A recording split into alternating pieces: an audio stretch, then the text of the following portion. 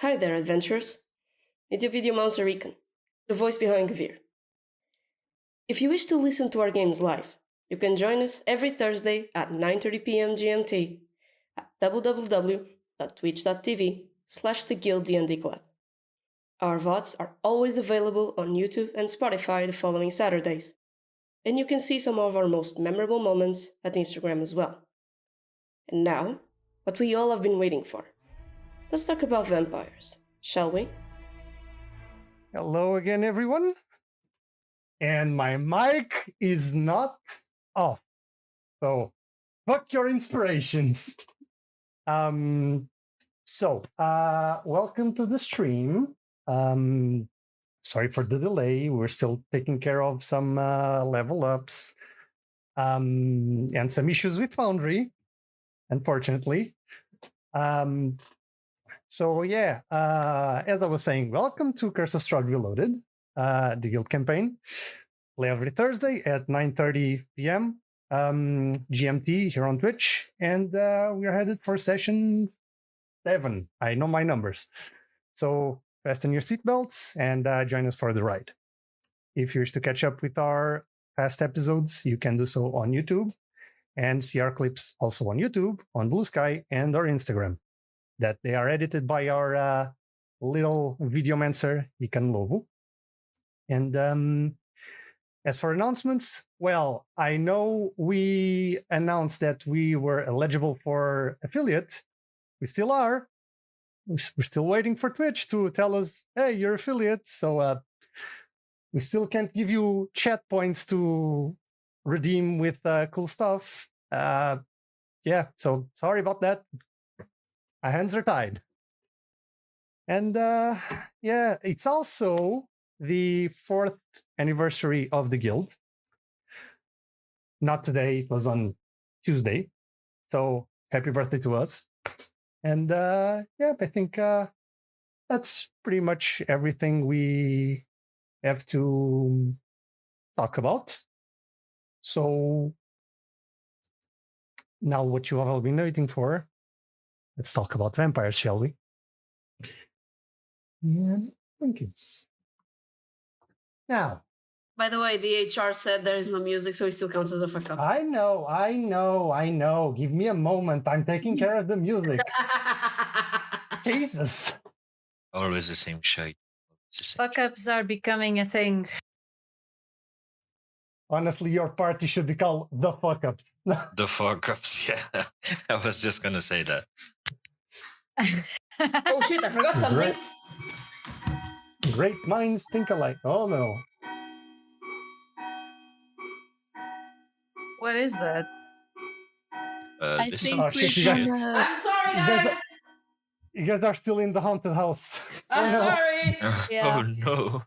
I was It's the going to say grandfather clock all over again. we were going to turn into pumpkins, but that makes more sense. I'm down. I'm down for that. Are you sure you want to turn into a pumpkin? I mean, why not? At this point, it's better. Okay. Can everybody hear the music? Yes, sir. There we go. All right. So, no inspiration. I was not muted. We agreed with the mutant. No, mate. We agreed on the fuck ups. I'll marinate on that throughout the session. Okay. No. Don't give me that shit. Come on. Shut up. Now, you fellas had oh, a second.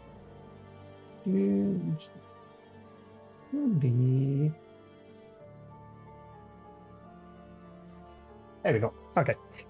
Our lore keeper saw something and I was just taking care of it. Anyways, you guys left the death house, the Durst Manor, alive, battered and bruised.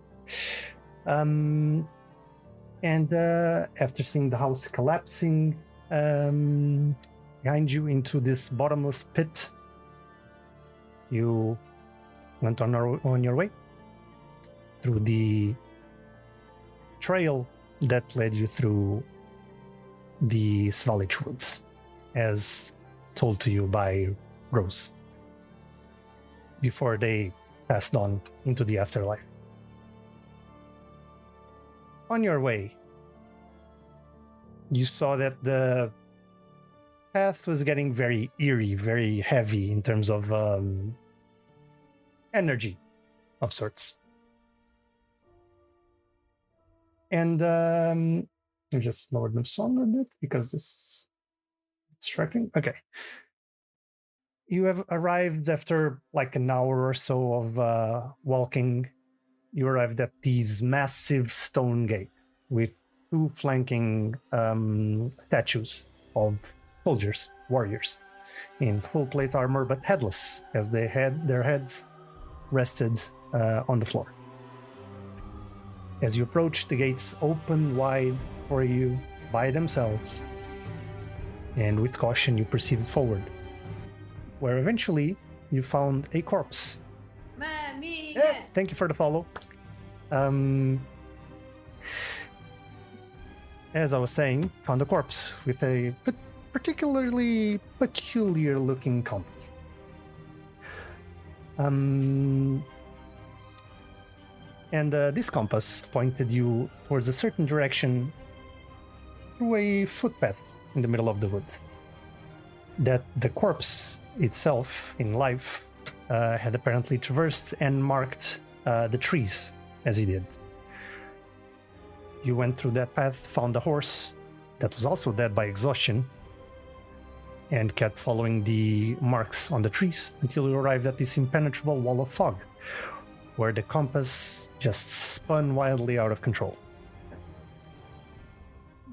With an agreement in the party, you decided not to traverse into the mists and just go back to the path you were traveling before.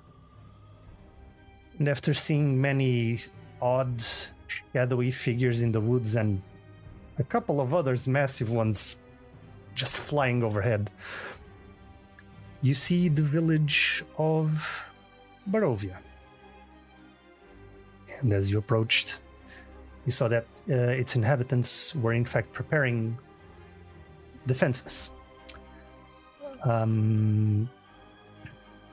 You were greeted by a couple of archers on the rooftops that greeted you with crossbows pointed to your face. Always a warm greeting. But a person that seems to be the figure leading these men just asks them to remain calm because on the contrary to what you were asked, you were not dead. You were pretty much alive, and he welcomed you into the village of Barovia. Ismark Kolyanovich is his name. And just so I can... I wanted to show it to the chat, but we might need to go to the other scene, so let me just do this. Just so I can show the pretty handouts.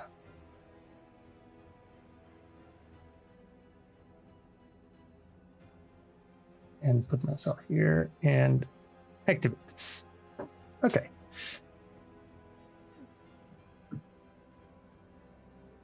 He looks like this because our dear viewers did not see this last time. There. Ismark Kolyanovich. He greets you warmingly, and he approaches. And specifically you, Malice, you notice this raven perched on the rooftops with a pair of blue-tipped wings. So it's not fully black. There are tips of feathers on the wings that are blue. And it just stays there, eyeing you, just tilting its head, squawking a bit from time to time, just curiously. Does this raven? Raven, A raven, exactly. yes. A raven. Have I seen a raven like this before? I mean, you're very familiar with ravens, but you don't know if it's like something natural or something that was just as a way to mark the bird as a pet or something. Don't recall ever seeing a blue-winged tip raven. I look at it with curiosity and tilting my head a bit while thinking what this could mean, and I just stay there for a bit. Just tilts its head too, as you. I do the same to the other side. I tilt the head to the other side as well. You tilt to the other side. It tilts to the other side. Meanwhile, you see Ismark just. Are you all right? Yes, I was just studying you.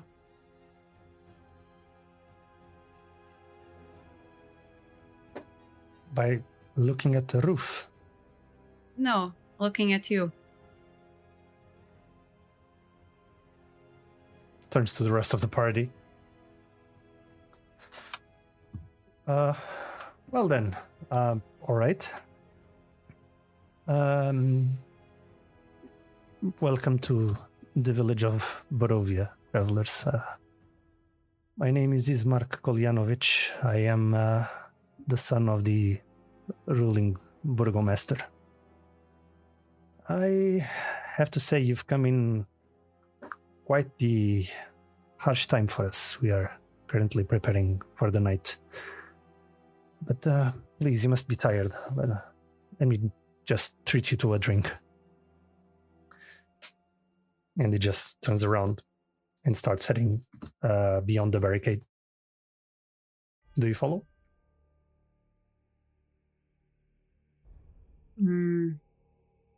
Let's go, I guess.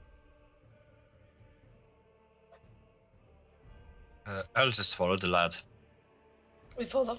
There's a drink to be drank, so I'll just follow the lad. I will follow him with one of my hands on my whip. Okay. Are you trying to conceal that, or are you just... I'm trying to conceal it, yeah. Okay, give me a sleight of hand check.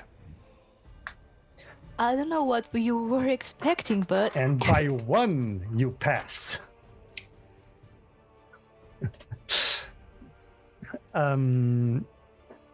You just place your hand on your weapon. Just like to the outside eye, almost like you're placing your hand on your hip, but just do it in a way that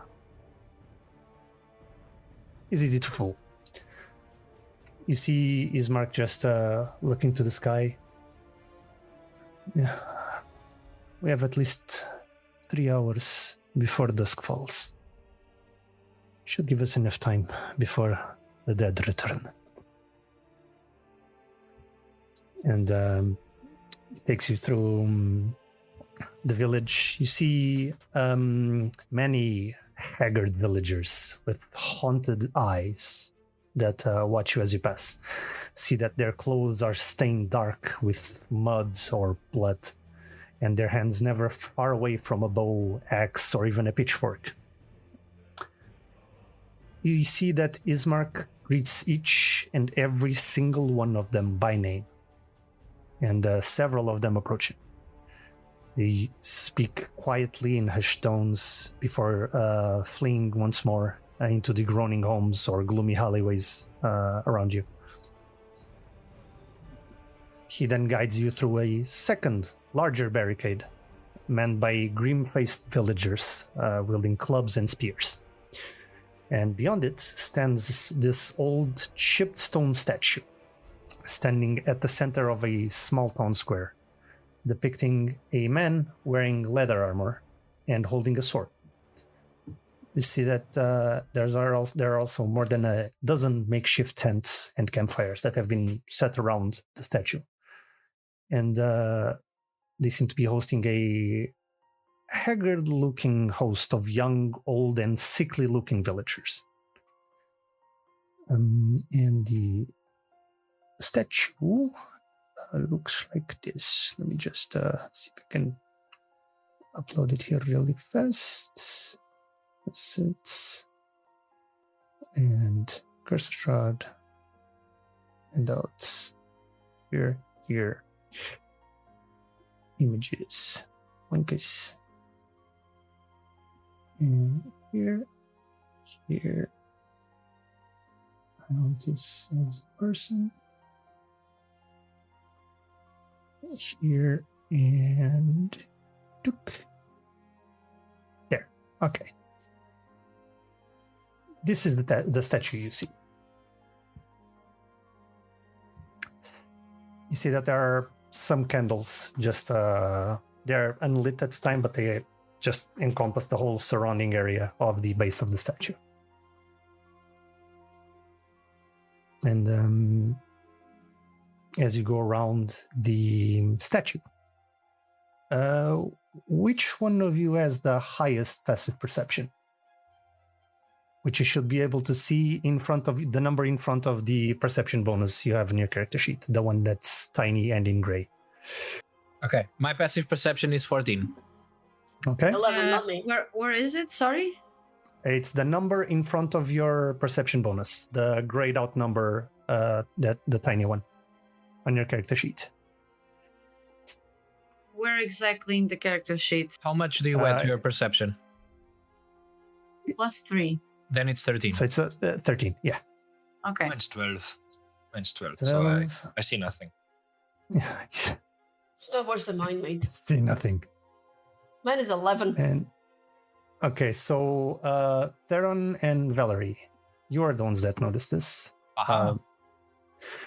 You look to the side, just looking at the statue, and you notice this weather-worn plaque at its base, which reads Ismark Kolyanovich the Great, Burgomaster of Barovia, Bane of Vampires, 618 to 662 BC. Okay. BC. BC. You do not know what BC stands for. Interesting.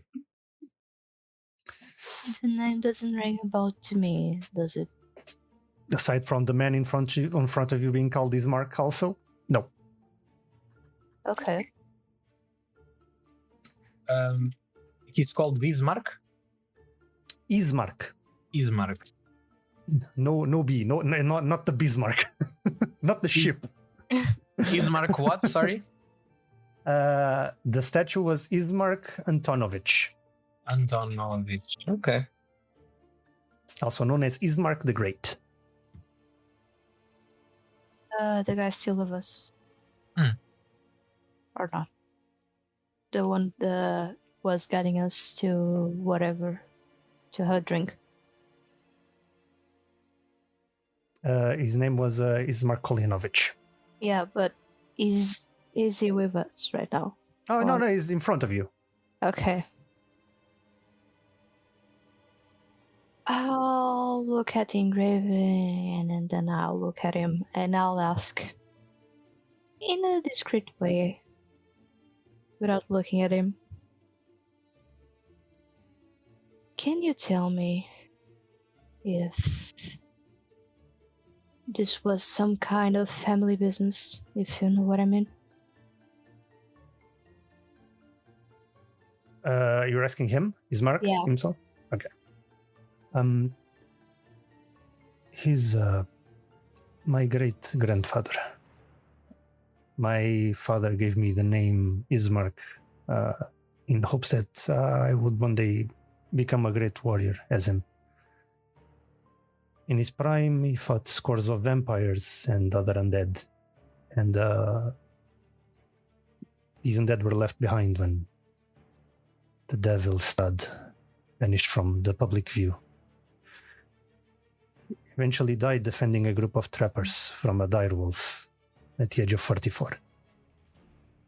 And once he did, the statue was erected. But as for family business, me and my father are just mere, leaders of the village of Barovia. We don't really go out and hunt the undead. But I do the best I can to protect my people. I see. You are playing it safe, and there's nothing wrong with it. It's a way to face things. And I understand. I understand that you want to defend the ones you love, and that you want to preserve yourself as well. Thank you. It's after everything that's been happening, it's nice to hear those words. And takes you to this building. Just real quick. Sorry, Mhm. I did not want to interrupt Valerie's all right, conversation. But while they were talking, Theron was very, very interested in the statue, especially in the part where the title said "Bane of Vampires." And after they finished talking, he does ask, "Can you just remind me of the name of the man who greeted us?" Ismark. Ismark. He's also called Ismark. Oh, he's also called Ismark. Yeah, he was telling Valerie his father named him after his great grandfather in hopes he would become a great warrior. Oh, it's one of those things where it's Ismark the first, the second, the third. Pretty much, yeah. Okay, gotcha. In a way. Well, that's easy to remember. They're all named the same.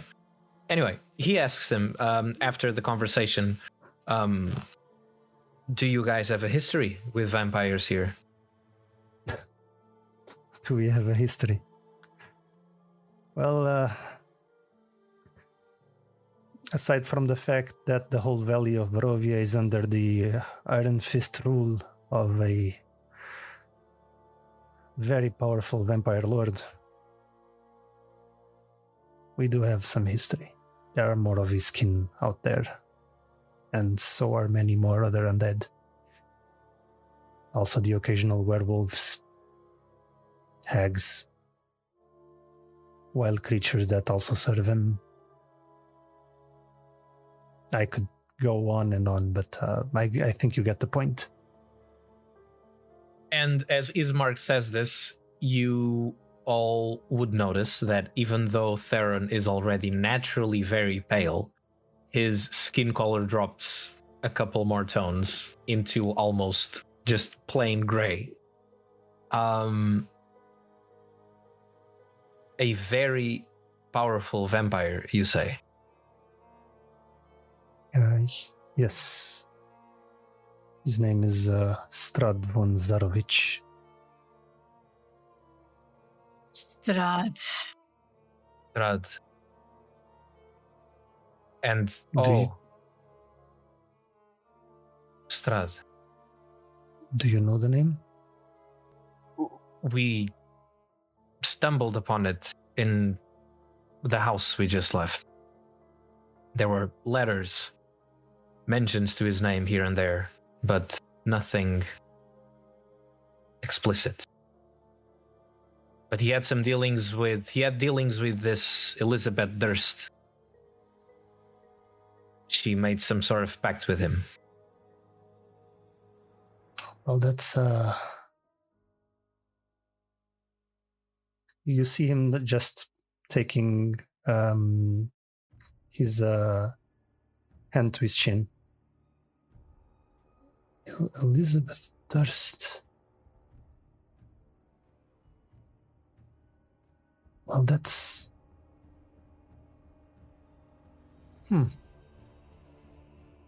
That's odd. How so? That name, the Durst family, It rings a bell. it does ring a bell. From my father's younger days. They were a rather important family here in Barovia, but one day they suddenly vanished. Their house used to be situated a short way out of Barovia, not much. It's a 5-minute walk. Yeah. We all seemed to be drawn to it by different reasons. Also, just one thing. He said 5-minute walk. It took you almost half a day to get from the house place to where you are right now. Okay, so let's just say that Theron is saying this. Yeah, we all drawn. What did you say? 5 minutes? Yeah, they used to live up on the hill. We left the house around half a day ago. It took us hours to get here. And I can assure you it was the same house. The paintings are on the wall. We found diaries, we found books, we found clothes. I believe you. I believe you. You're not the first traveler to come to Barovia to which the mists have not played tricks, but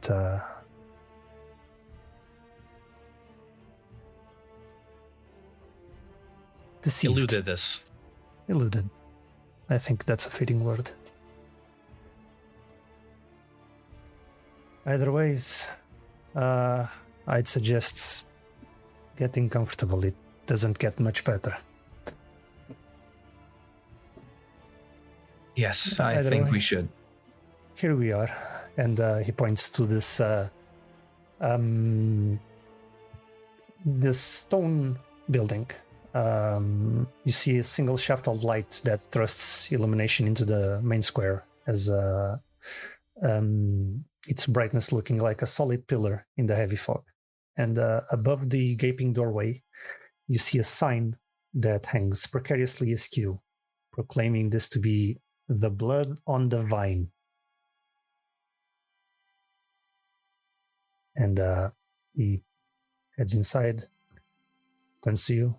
Please, follow me. We don't have much, but I think we could spare a few provisions and drink from your weary travels. He gets inside, leaving the door open for everyone to pass.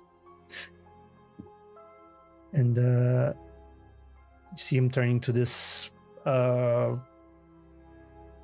old human with this these tired features to him, wearing an apron stained with also mud and blood, as he's just pouring a glass of what seems to be wine. Ismark just nods at him. You hear him just mumble, turns to you. Oh, please sit over there by the corner. Make yourselves comfortable. I'll get you some drinks. Yeah, Theron leans closer to Ismark and says, "What's the strongest thing you have?"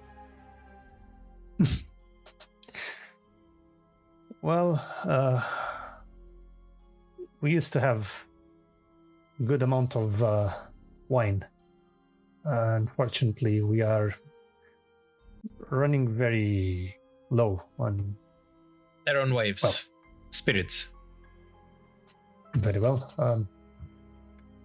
Eric, give me a bottle.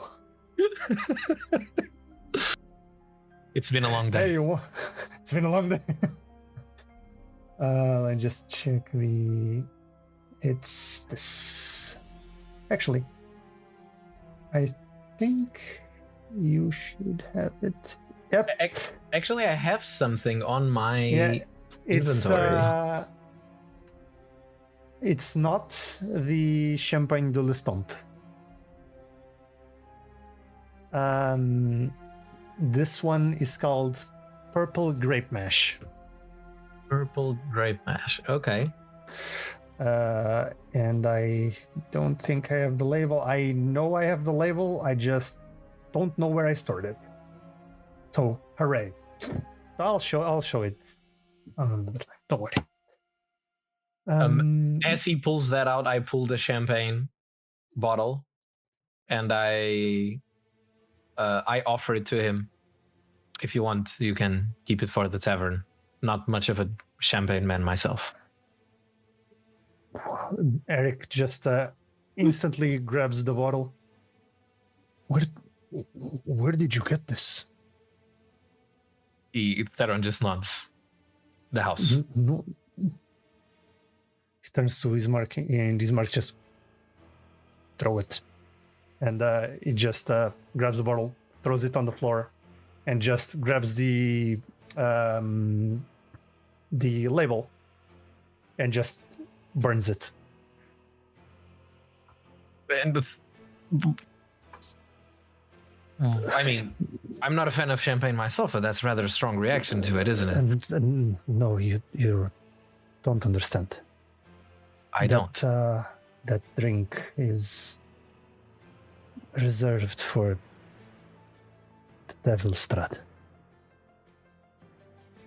Only he can drink champagne de l'Estompe. What happens if someone else does? Well, I guess you'll find something of the likes in 3 hours. When night falls.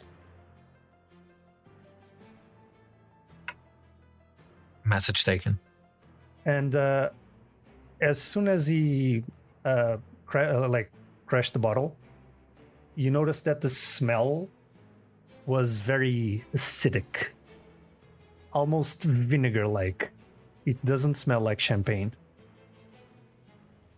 It's like the champagne that was in that bottle has been aged for a long, long time.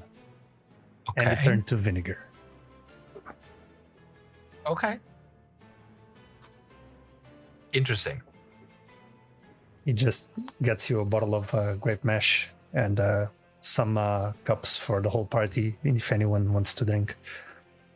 Grabs what few bread and dried fruits he can provide, and just hands you over a plate with the food. It's not much, but please eat. Ismark just sits with you. So, I understand you are travelers. You must have 1,000 questions. I'd be glad to answer as many as I can. You must be confused. I have. Go ahead, friend. Well, I wouldn't really call myself a friend, but you said your great-grandfather was a vampire slayer, right? Yes, that is true. Yet he died to a dire wolf? Yeah, well, that's how the story goes. You know, accidents happened in the heat of the moment. Every single mistake you make can be fatal. Oh, it just sounds kind of weak. But okay. I look at Rezarath as he says that. Have you ever fought a direwolf, boy? Oh, I'd have you ever prefer not to seen say. a direwolf? I have. And have you fought one and won? Yeah, I did. Want to see how? Sure. This is not Okay. going to go well. I will show you one of these days. I will. Theron just looks dead eyes at him and sips his grape mash in silence. Besides, it's not like we're made of steel. Something can happen when we are not expecting. So, I don't think you're in a place to be judging what happened. Not judging. I'm just saying. Yeah, sure. If I Robert. was a vampire slayer, I don't know. I'd like to die fighting a vampire. Or maybe a werewolf. Not a dire wolf. That conversation literally can get you killed. If that's what you want, I mean, be my guest. I'll look him I in the do. eyes. Yeah. I'll look at you in the eyes.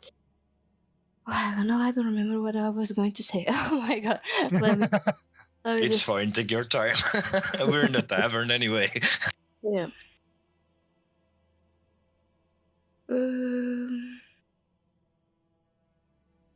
We're not in a place to actually choose what we are going to, where and when we are going to die, and how we're gonna die. If we were, it will be different. Okay? So I don't I'm think we're in a just place to making be judging. conversation. Jeez. I'll keep my mouth shut now. Well, I I think will open it just to drink, but other than that, I will keep it shut.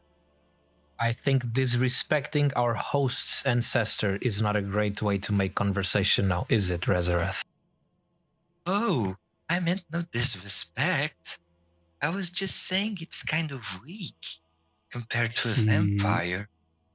Why He don't you pets go out there and find the dire wolf and we'll just fight it and we Ismark. watch? Ismark places a hand on your shoulder, Theron. It's quite all right. No, it's not. But I'll shut up. Unfortunately, I'm starting to get used to this. And to the outside eye, it might seem so. But as I said, here in Barovia, underestimating even the tiniest of foes might get you killed. Either way, if you are to travel here, you might need something. And he pulls something from his pouch, this scroll, as he passes it to you, Theron. And You open Theron it? takes it and Okay. opens it. You open it, and it reveals this.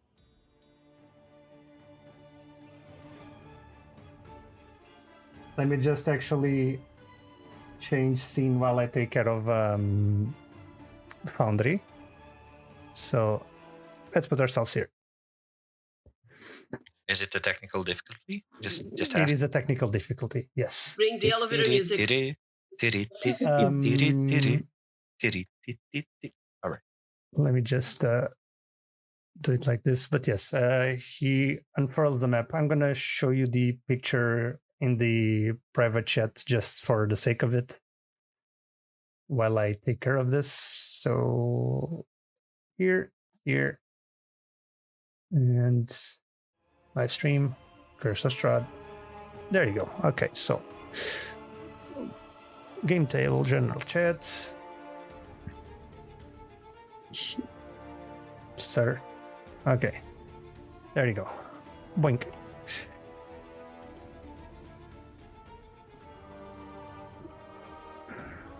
You see that map?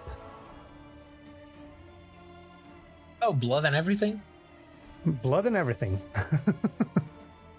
Interesting. Let me just don't be afraid because I'm restarting the server. Lake Zarovich. Yep. He's got a name. He's got a lake named after him. Absurd.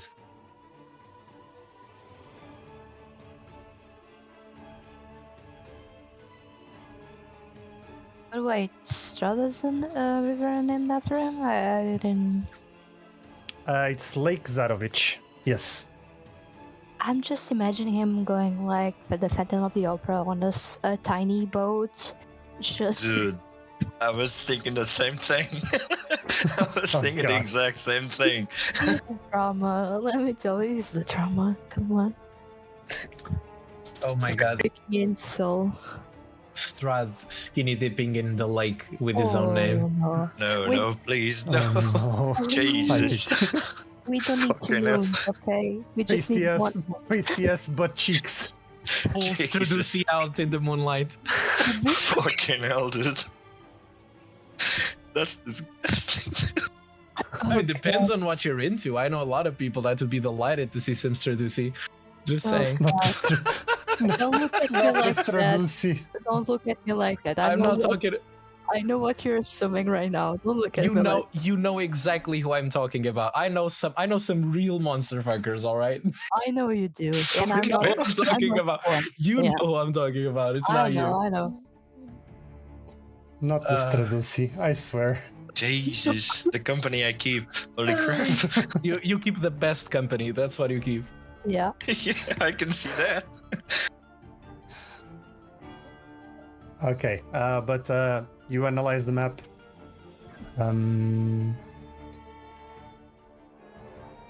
Take your time to just look at the whole size of the valley. Honestly, just so our viewers are not left out of the loop, I'm gonna do it like this. Put this here. Image. Okay, and browse. We want here. And here, live stream. Curse of Strahd. Okay, just so everyone can see it. That's the map they got. He gives you the map.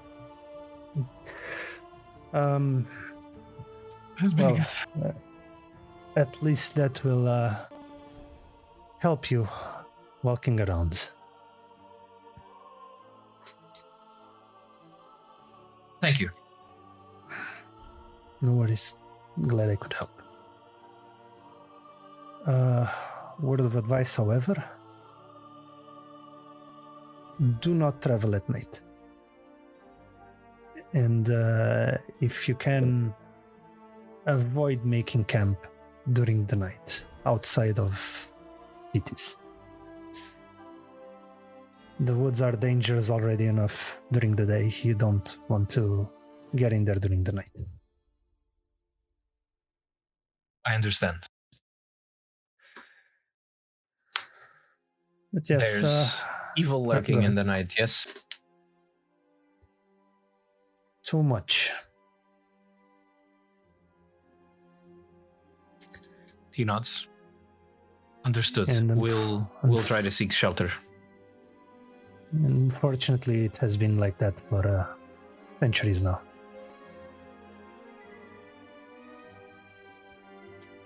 Tell me. Yeah? Do you know if there's something we could have to, makes us smell differently? Because right now, I know for sure that we smell the way they love. You mean like blood? Yeah. Trust me. I don't know if you noticed my people, but we all do. We've been fighting the undead for the past few days, every night. And you guys don't have anything that could help, do you? Aside from a cold water shower, not really. Okay, got it. I should inform you of something, though. You're not the first travelers to have walked into Barovia. And Pardon me the bluntness, but you won't be the last. The thing you travelers all share in common is that you all get stuck in here. The mist you've seen all around the valley, it allows entrance but prevents exits. Unless you manage to get in Strahd's good graces. Maybe he'll be able to let you out. I know that the Vistani, at least some of them, managed to get this favor from Strahd. They have history.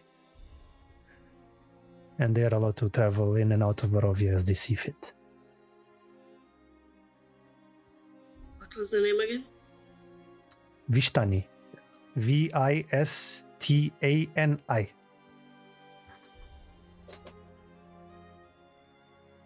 Tell me, Ismark. Yeah? What if this Strahd were to be defeated? What then?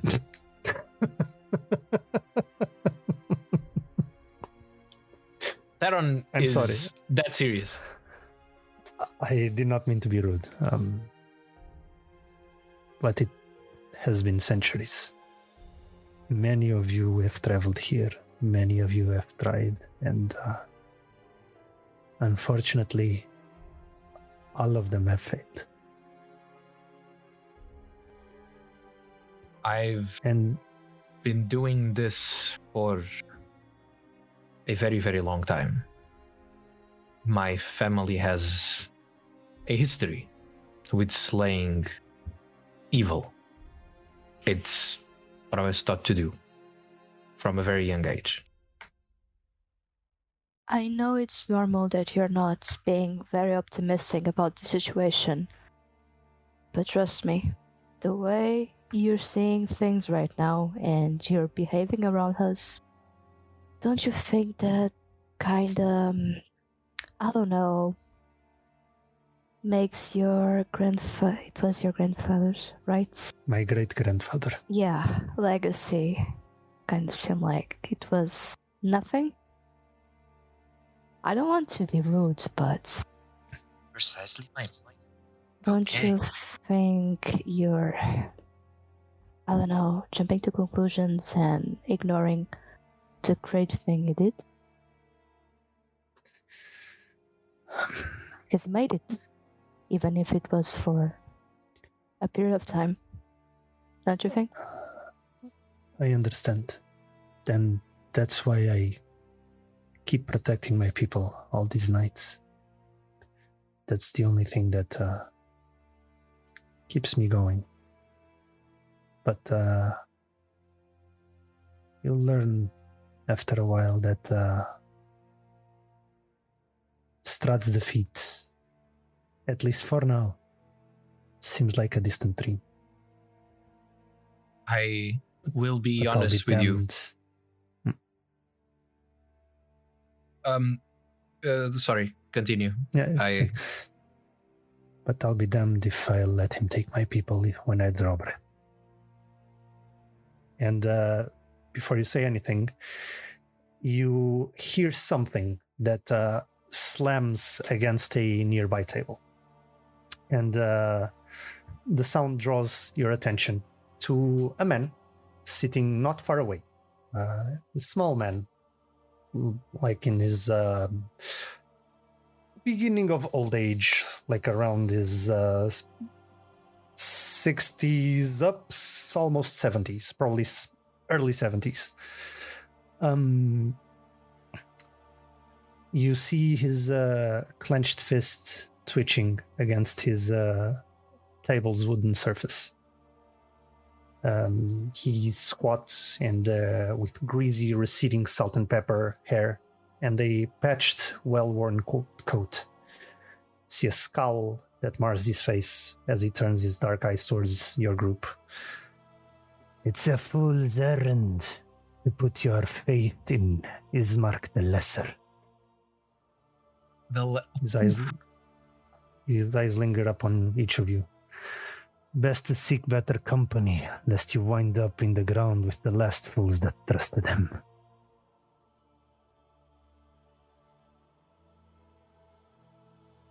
Theron looks at him. And who are you to say? Such a brave soul you must be.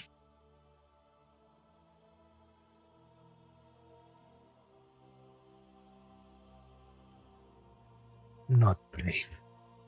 None of us are. And your friend there is a fool if he thinks so. The real story of this land is that the wine's shit, but so is everything else.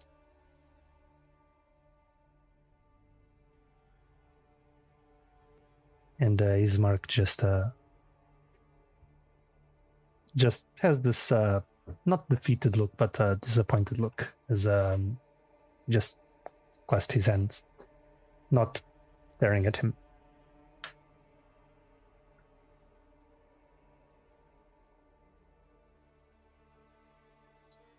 What is your name, old man?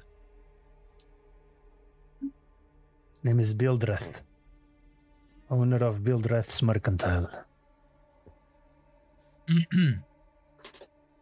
And apparently I'm the only one with common sense in this shithole. And why would that be? What makes you so wise? Care to tell them the story? Ismark.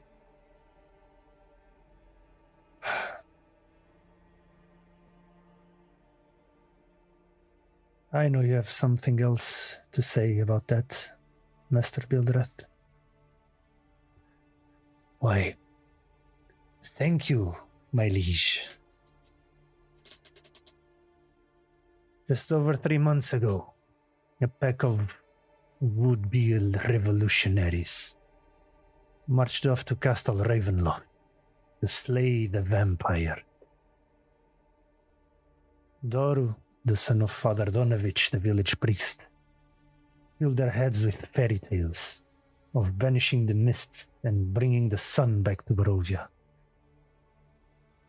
None of them ever came back. A few days later, dusk-skinned elf came to the village and announced that the village had 90 days to make peace with the gods before the Lord of Castle Ravenloft, now awoken after 100 years of slumber, exacted penance for their disobedience. Some left, many others wanted to leave.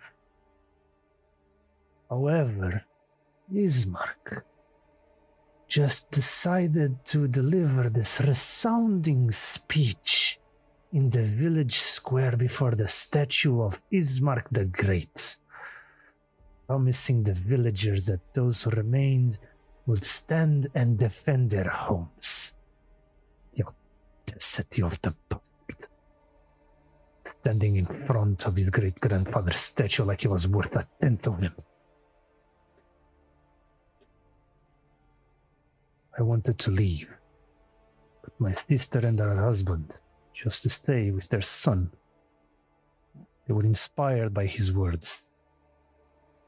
And I, unwilling to leave my family, stayed as well. I figured they'd fight to defend what's theirs. And do me a perception check. Alrighty.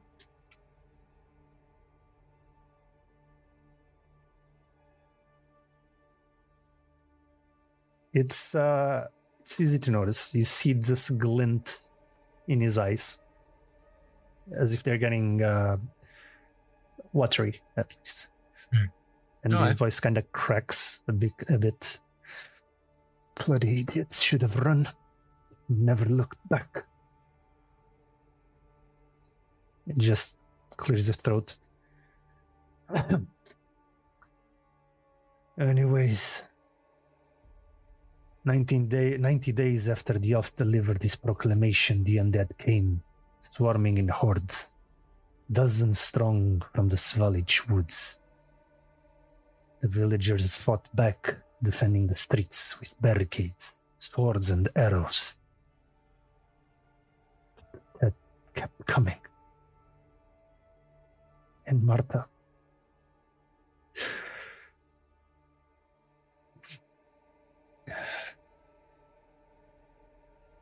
There is no sun to bring back. No escape from the mists. This is hell, now and for all eternity. The sooner you lot accept that, the better off you'll be.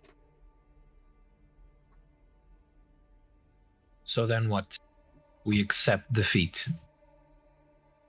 We die like animals, waiting to be slaughtered by this big, bad, scary vampire. Is that it? Or you don't antagonize the wasp's nest and hope not to be stung. Tell me something. If your house has pests, do you try to make peace with it? Or do you exterminate them? Do you lie down for the cockroaches and ask them if they want more bread? Or do you swat them away? Is this not your home? Or is it his? For centuries, this place has been his home. And us, his pets. Just do our lives, pose no disrespect or conflict towards him, and just hope he lives alone. And as he finishes this, you see that the doors to the tavern swing open once more, and a woman steps through, clad in tattered and threadbare cloak, her hair tied into 2 loops that fall around her neck. It's unkept and tangled, and her wide eyes dart across the room with fearful energy, until her gaze falls upon Ismark, and she steps shakily forward. And as her features come into light, you see that her face is pale, her eyes blotchy with dry tears staining the flesh across her cheeks. Her voice is ragged, a haunting whisper as she says, Master Kolyanovich, I apologize for interrupting you and your guests, but I haven't seen Gertrude since last night. And Nori isn't in the stable. I think Gertrude has gone to the castle alone. And the tavern immediately falls silent, and you see Ismark's eyes crease with worry. He gets up, places his hands on her shoulder. It's going to be all right, Mary. I'll organize a search party to look for her. If she didn't make it to the castle, we'll find her and bring her home safely. And as he does that you hear Bildrath just, more empty promises, Kolyanovich. Have you lot ever seen something so cruel? No one can survive the roads. The girl's gone, Mary. Sorry. And you see that Mary just bursts into tears.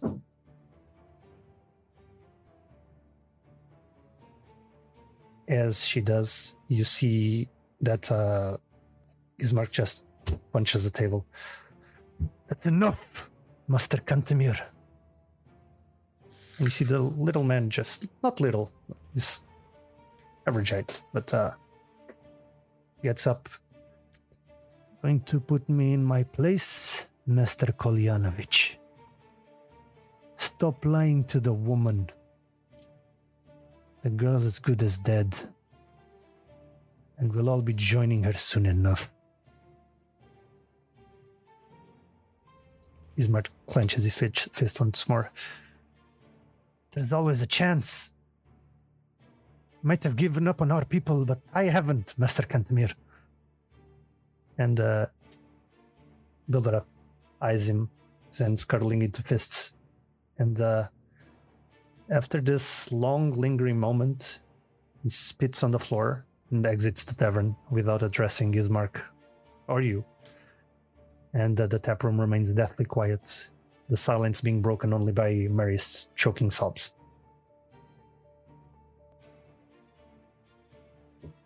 Ismark tries to console her. All of you just see this, and while this is happening, just give me a moment.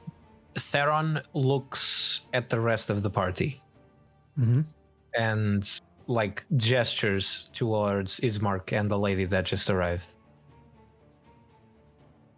We survived the roads. We did. We seem to be the most capable people around here. Did And we? here we are. You suggest trying to help, don't you? They offered us a roof and food and drink. We have to repay them somehow. I think that's fair, I'll honestly. snap my fingers to create some sparkles of magic and be like, wherever you go, I go. On one Fair enough. condition. And what is that? The old man needs to come as well. If he's so brave, he needs to come with us. He needs to see it with us. That's my Honestly, condition. Wait. I don't care. No, he has a point. I cannot believe what I'm saying. I agree with him. Yeah, he should come with us. He should see I- for himself. I thank you for your cooperation. I truly do. But at this time of day, if you really want to help, I would prefer if you stayed in town. The dead are about to attack us soon. And I can't send you to the road knowing that there are hordes of undead walking it. It's a suicide mission. But who are you, the girl you're looking for? If the roads are this dangerous at night, then how will she make it till next morning? Mary, when did Gertrude leave the house? She left a bit early in the morning. I was worried about her after a couple of hours have passed, but I searched for her, didn't find her. Also didn't find her horse. So it's possible that she...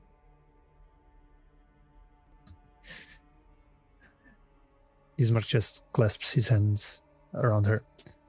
Look, Gertrude is a smart girl.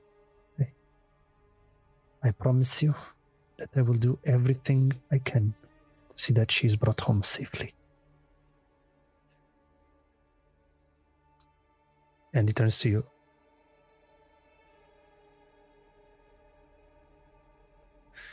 You all have skill and prowess in combat from what I see. Yes. Some of you bear magic, some of you are more martially adept. I don't want to sound that I'm, well, being paid a favor, but help us fight them throughout the night. Of course, it is the least we could do. You can And- count on us. Either we like it or not, your fight is our fight now too. Thank you. And Mary is now calmer. She wipes her tears and she leaves the tavern. The more hands, the better. I would like to promise coin, but I can promise that if all of us survive the night, you'll be rewarded appropriately. I'll make sure of it. Right now, promise me a pint. Shall do.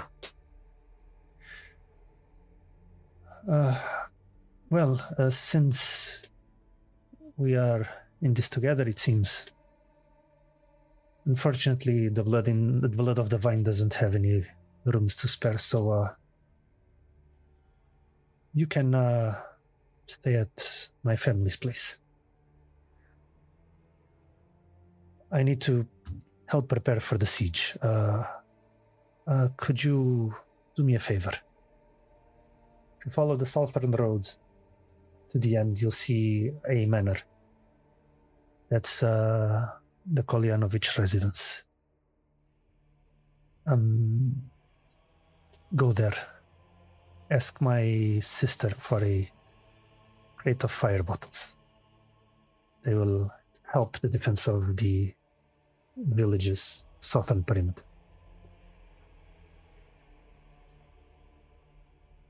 Can do.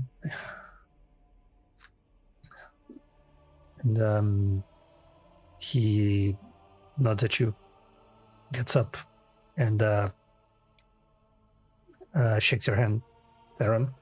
And any of you that go for it. I'll go.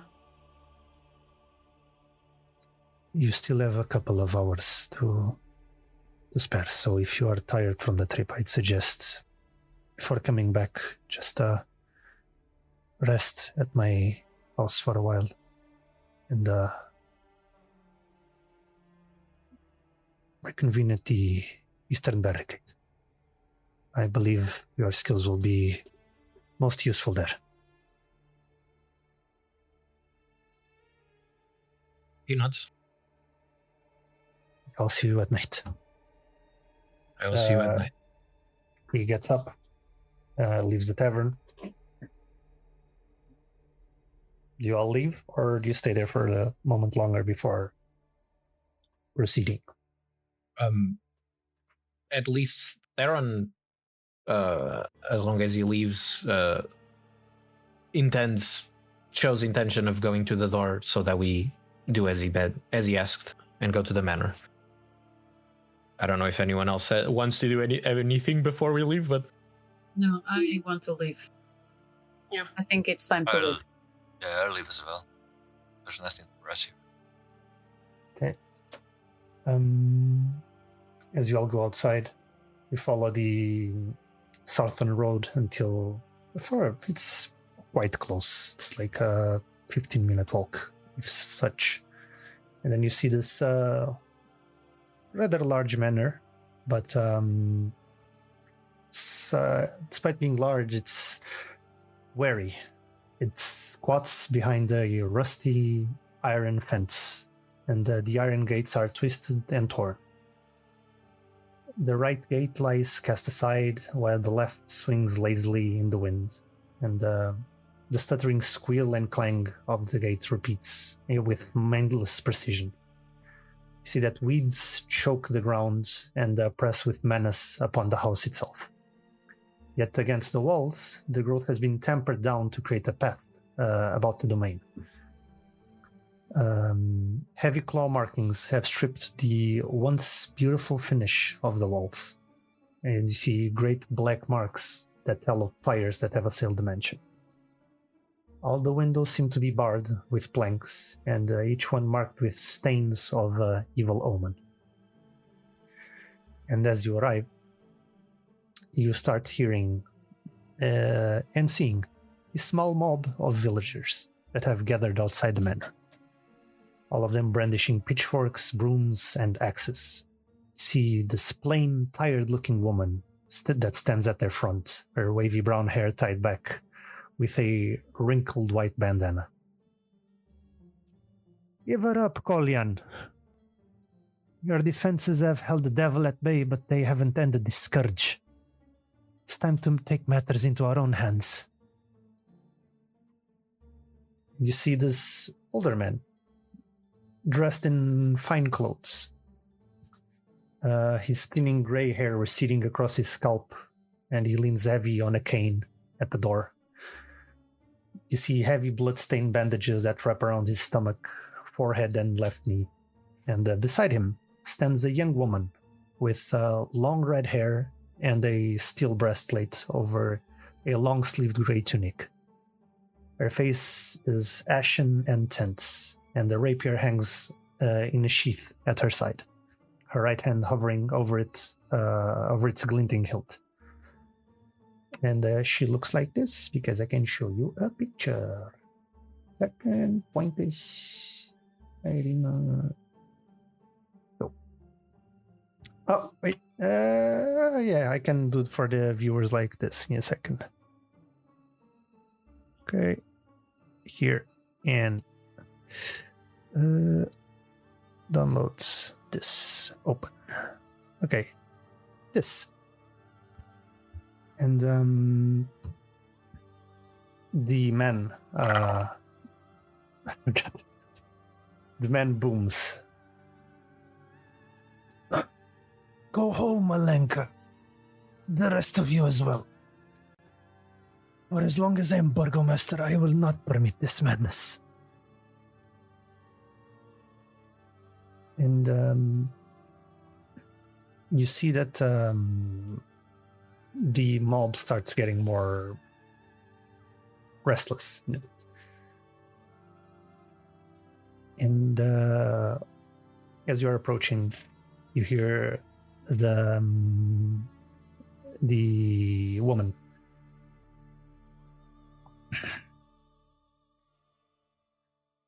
I inform you, Master Kolyan, that a sacrifice to the vampire isn't madness but common sense. Legends say the devil Strahd enjoys preying upon red-haired women. If her blood might win his favor, how can we do otherwise? Just grabbing his wounds. Damn fool. If you believe surrendering Irina or anyone else will appease the devil of Castle Ravenloft, you are grasping for answers in a world that has none to offer. And we Barovians, we do not turn on our own. And you see the woman turning to the mob. But Master Kolyan, she isn't a true Barovian. After all, you found her wandering the woods near the Pillarstone of Ravenloft as a child. She's not one of us. And if you're going to choose her over us, neither are you.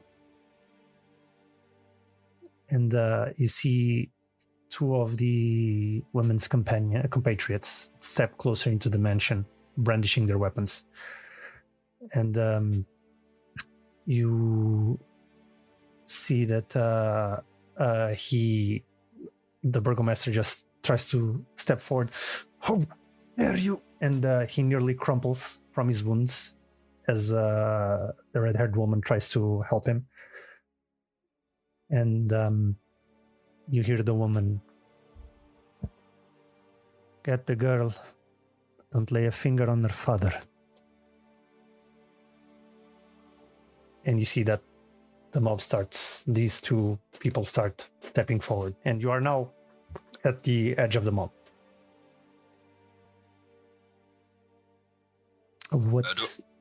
Do I have clear view to the front side of the mob?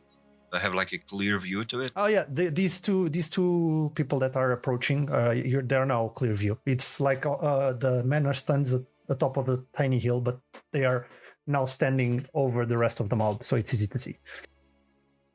But I mean, like, do I have like clear vision to the ground in front of them? All right. Mm-hmm. Do I have safe space between them and the wounded man? You do, yes. All right. I'd like to Eldritch Blast right in the middle of that space, if I can. Roll me an attack. Very well. This never goes well, but fuck it. I mean, you're trying to hit the floor. The floor, just the floor. If you fumble this, you're gonna kill someone. Yes, I know, but I'm not known for being smart, all right? Let's just go with the flow. We know. Or- Oh god. Okay. Please say the roll out loud. It's 14. Should be fine. As you're all witnessing this, all of you see this flash of blue and purplish energy just originating from Rezarath's hands as he sends this bolt of magic across the length of the distance between you and the people at front. As it breaks on impact on the floor, this hue of light just flashes, and the two men just get startled, step back, and you hear the woman, "Who dares?" And now you look at Rezarath, and is not his usual self. He has some tentacles coming out of his arms, and he goes, "I do."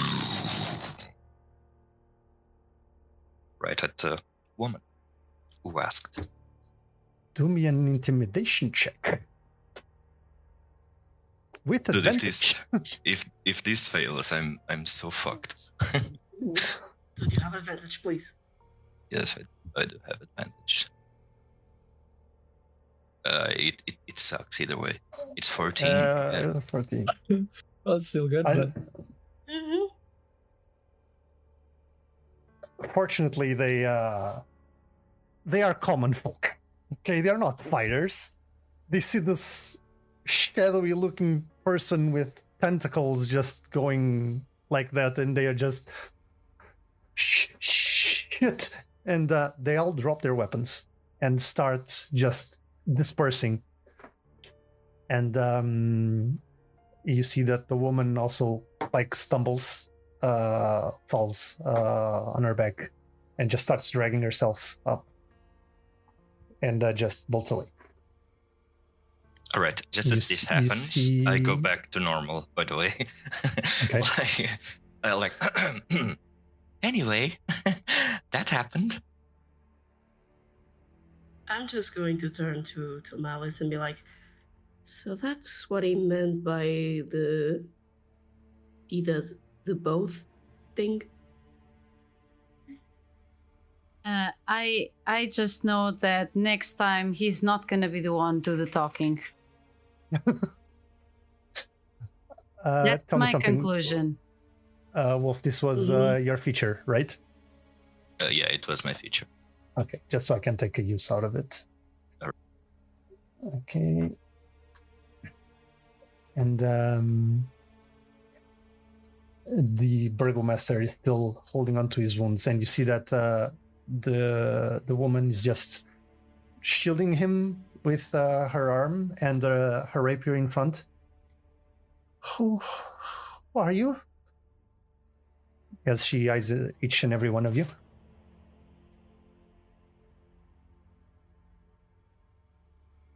we are recent arrivals to Barovia.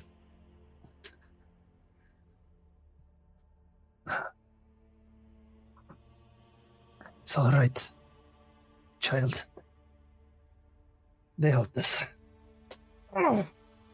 As the girl helps her father get up.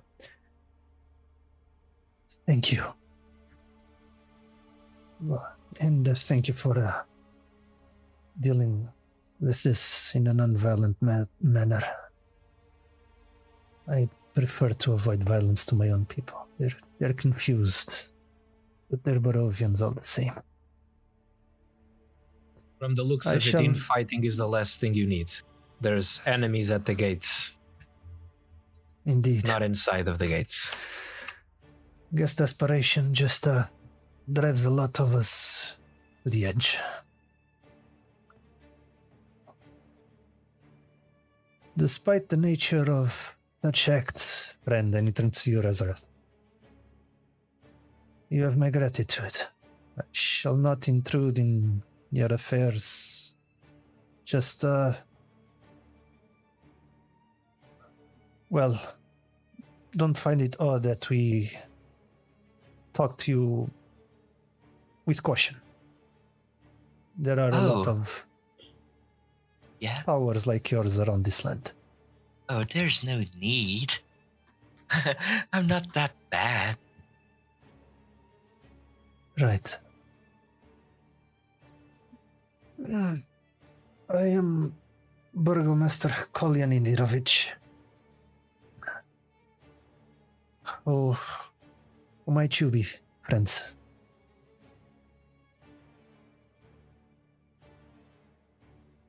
Theron introduces himself first. I'm Theron Iskandar, former adventurer. I suppose all of you present yourselves. And then Theron just gives way to Okay. kind of like signals to the rest of the party to they introduce themselves too. Hi, I am Rezarath. But you can call me Rezi. It's fine. He keeps insisting on it. I do, but none of you call me that. I don't know why. Because I've known you for a whole day. That's enough. I'll keep that in mind. He then points at Guevir. Well, give your sailor pleasure.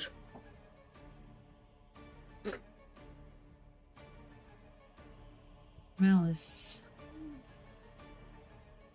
A peculiar name. This name was chosen not by me, but by my queen. Admirable. I shall respect that. And you? I'll just Sup, Valerie. You may call me V.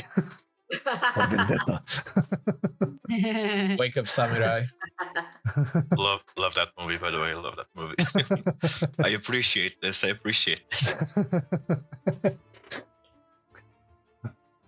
Well, if you're here, suppose you've met my son.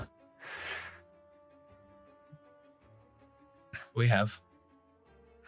Ismark. And this here is my daughter, Irina.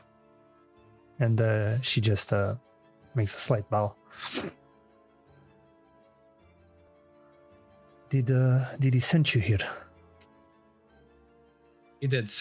He sent us for what was it? Fire bottles? Fire bottles. Fire bottles. Cocktail Molotovs, essentially. Yep. Pretty much. I see. You must be needing them for preparing for the siege. Very well. Come inside. And As we you go. go inside.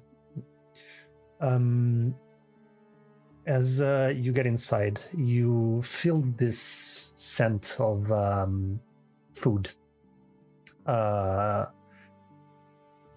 And from the corner of your eye, as you enter, you see the kitchen to the right side. At the hearth, there's this pot. Seems to be like a stew, and from the smell, smells of rabbit. And Irina just turns to you. I was just preparing food. Do you need any? I think it's a sparse meal, but we can share. I think it's been a while since any of us had meat, so I at least would appreciate it. Thank you. Okay. Like the burgomaster just takes you to the common room as the living room, as Irina just goes to get some bowls, and eventually brings each of you a bowl of rabbit and turnip stew. Not much, but I mean, it's far better meal than what you've been having from mere rations.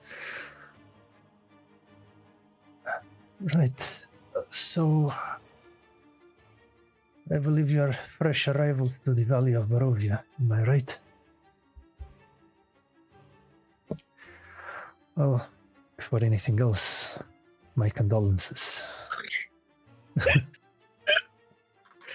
And you see him get a chuckle out that it makes him just start to groan as he holds onto his wound to the side. So, sorry. Well, there's still some time before the siege. You can take the bottles to Ismark after a while. For now, just take a rest. I want to extend my gratitude for what you did earlier. If you had not shown up, they probably would have taken my daughter. So... It's fine. It's okay.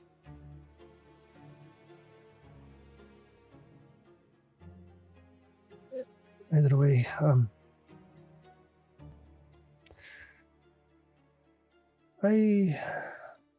maybe you can help me with this. And he turns to you, Guevir. He just nods at a table, a desk across the room that's closer to you. Lad, can you pass me that sheet of parchment, please? And as you approach, you see on the surface, you can make out a crude drawing of the area around the village. And with thin lines depicting the old Village Road, as you learned the name from Rosenthorn. You also see a river that you saw the name called Ivlis River on the map that Ismark gave to you to the southwest. And there are darker shapes that depict Svalich Woods to the northwest and south. And as you bring it to the Burgomaster, he lays it on top of the small table in front of the chairs. So, this is current dilemma I've been trying to solve, and you being travelers, I think I could use an outside perspective. If you agree to do so. Of course. Anything we can help? Right, guys? Well, since you were here, of course. Well, each night, dozens of undead lay siege to our defenses, killing some and wounding many more.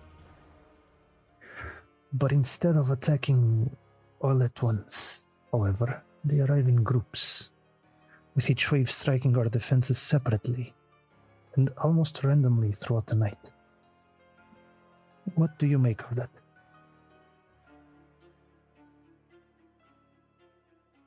So they do not attack in a coordinated fashion. They seem to just be attacking at random.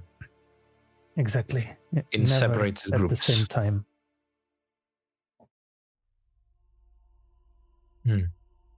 These creatures, would anyone be leading them, controlling them in any way? Or are they just running free, creating chaos? From what we've seen zombies, ghouls, and skeletons just roaming free, attacking the village. They don't seem to have a central leader figure.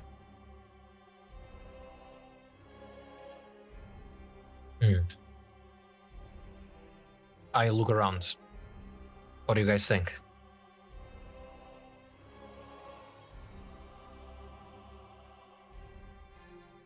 I don't know. It seems like they're wild, right? Would be my first assumption, yes. That's what I thought too, but the timing of the attacks is very in tune with the warning that the devil's aid has given us 3 months ago. Out of character, can you just remember me can you just remind me what the devil's aid is? The devil's aid is a dusk elf Dusk elf, that which approached the village, telling them that they would have 90 days to make peace with their gods before the wrath of his master fell upon them. To pay for their transgression and disrespect. Okay.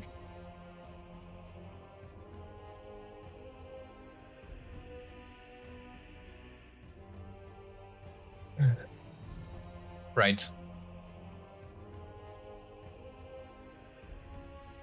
So these attacks have been happening ever since. Exactly. Always at the same hour. As soon as the light falls in the valley and night comes, like clockwork. And do they always come from the same side, even though they are uncoordinated? No, they come from various places around town.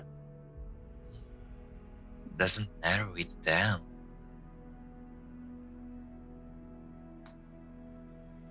Like beasts drawn to blood.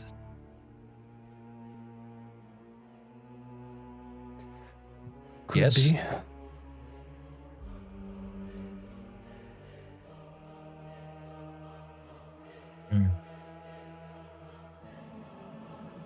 And I heard the people outside saying that there's a sacrifice.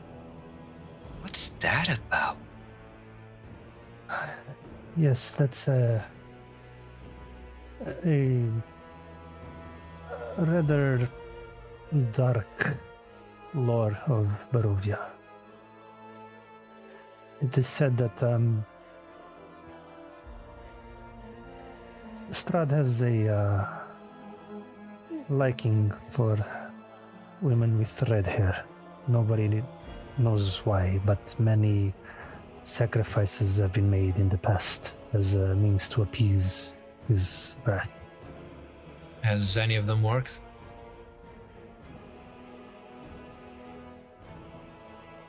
It is known that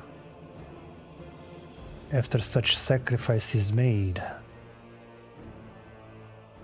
great suffering comes for Barovia, but he then slumbers.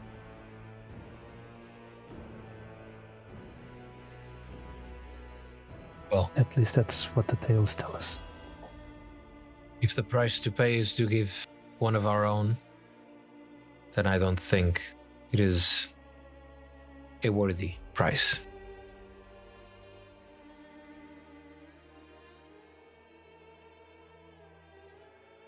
Correct. Anyways, another thing. Although dozens of the dead attack the village each night, our scouts have reported that hundreds more lurk in the woods around us. Perhaps as many as 1,000. If they attacked all at once, they'll surely be overrun. And yet, seemingly by the grace of the Morning Lord, they have not. Why? That's what I'm trying to figure out. Well, clearly, they have the power to overrun the town overnight. They have the numbers. But if they don't use that power, it means they don't want the town destroyed. They want you to comply. They're putting pressure on you, tightening the noose.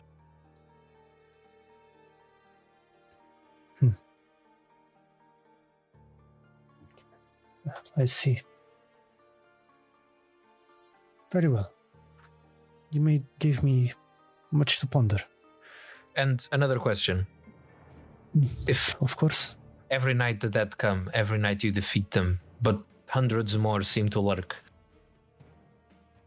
Where do they come from?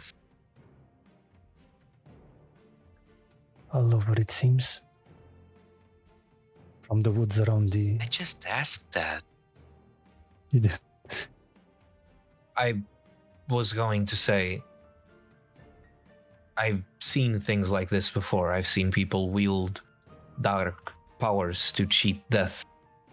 Could it be that someone is making more of these things each night? Well, that is for certain. It is known that, if not all the undead, at least a vast majority of them are under the devil's control.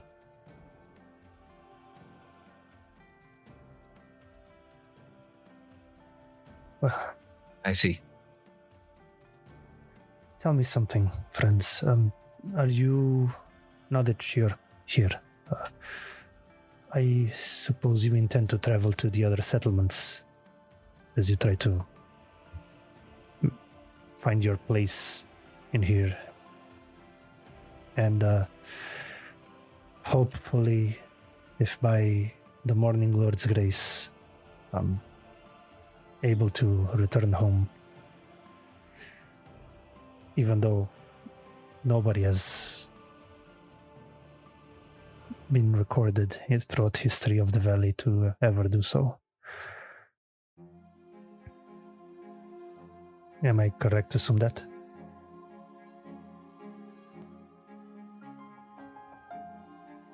You are, yes. I'd say so, yeah.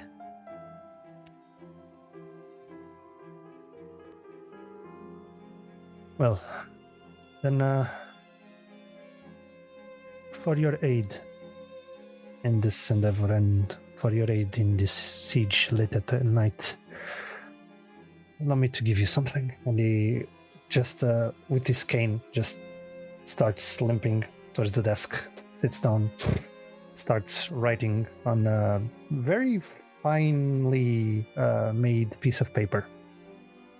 As he fetches a quill and ink, and starts writing you a letter of introduction. When completed, he passes it to you before, so you could read it before he stores it in an envelope, and it reads like so. I'm gonna send it to the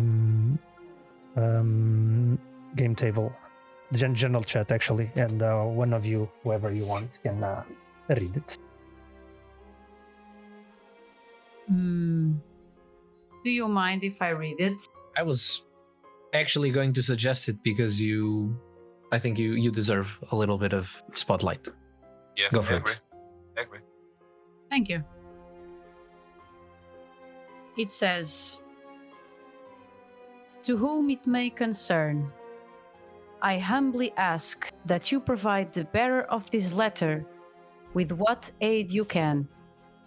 Trust in their purpose, assist in their endeavors, and offer shelter and counsel if you are able. Please extend to them every courtesy you would afford a friend of mine. With utmost respect, Kolyan Indirovich, Burgomaster of Barovia."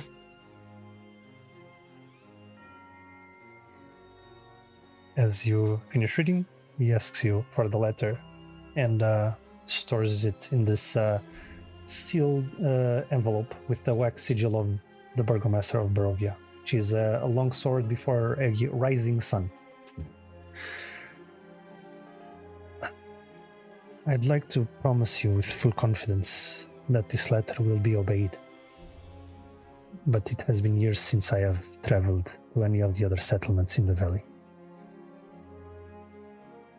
I vow to you, however, that it should at least open the ears of those you may wish to approach. Such as you have the Baron Vargas Valakovich in Valaki and Lady Fiona Watcher, or even the Burgomaster Dmitry Kreskov from Kresk. And they just gives the letter to you. He gives me back the letter? Yep. Okay. So, what do you want to do, everyone else? I say this to the rest of the party. Rest while we can. We have a fight tonight.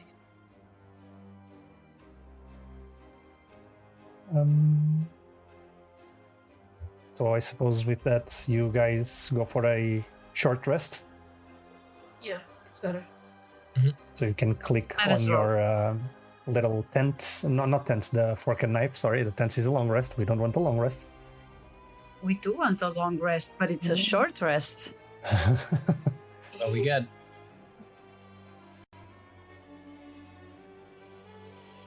Okay.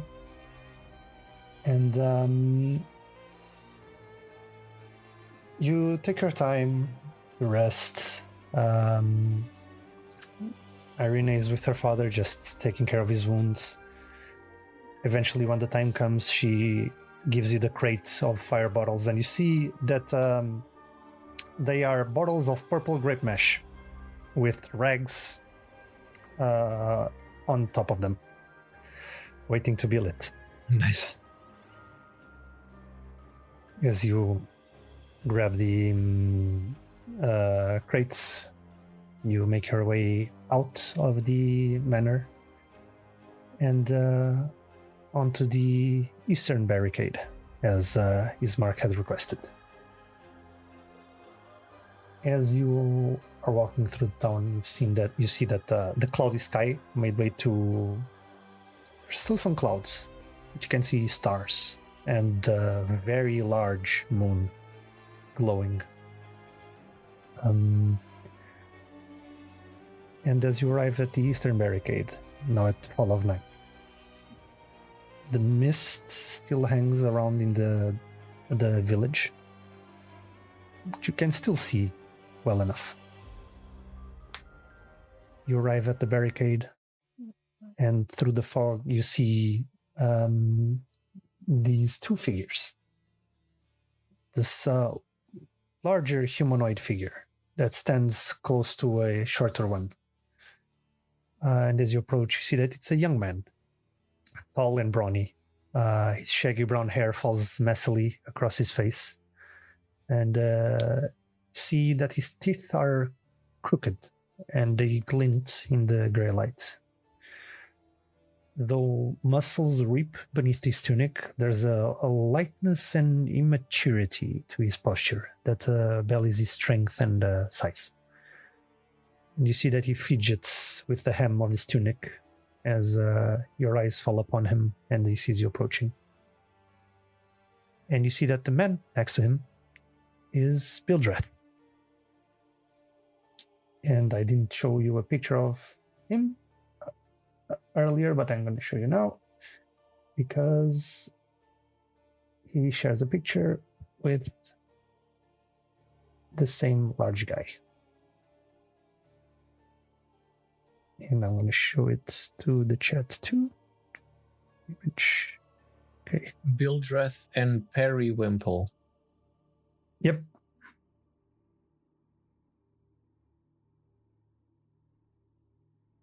This is the little man you found, and there's the other big guy next to him.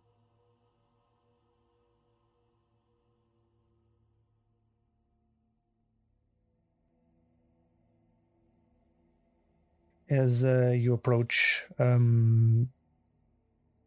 Bildreth kind of looks at you. Well, at least you're still in one piece. Let's hope it keeps that way. And you see the young man just, hi, I'm Periwimple, and he extends his arm towards you. I take his hand.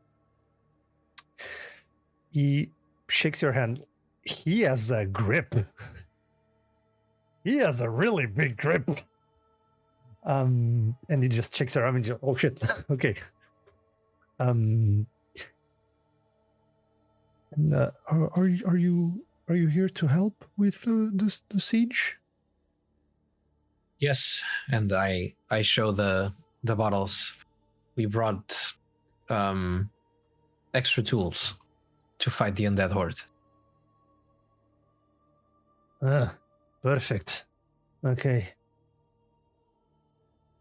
Well, that should do it. All right. Then let's do it like this. Me and my nephew will stand atop of the barricades, just laying waste to any undead that might approach. And you just cover the edges, take care of those that drift around it. Sounds good, like a plan. Sounds like a good plan to me.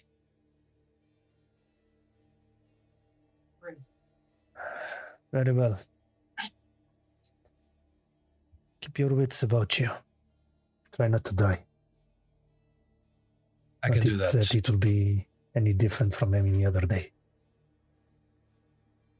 And you stay there quietly.